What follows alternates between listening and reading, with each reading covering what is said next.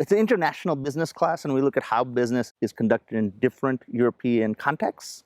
So we start usually with a little bit of a historical overview of how kind of business and economic institutions have developed in Europe.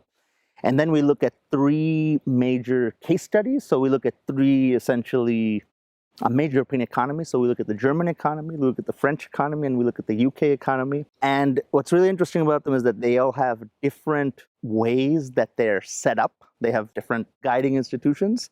And so we look at them as examples of how different economies throughout Europe and really the world are organized. And then we look at different economies throughout Europe that are not those three.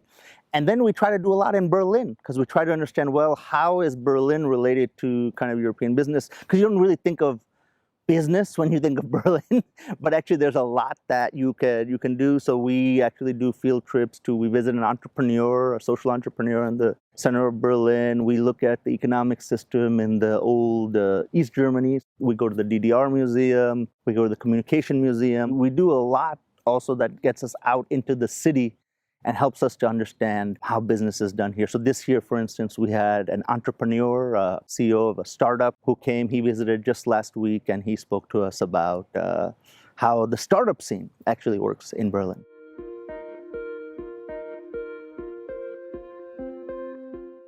If we look at educational systems, for instance, right, we often will talk about that. Well, how do educational systems lead to kind of different kinds of business practices and how they get manifested across different cultural contexts?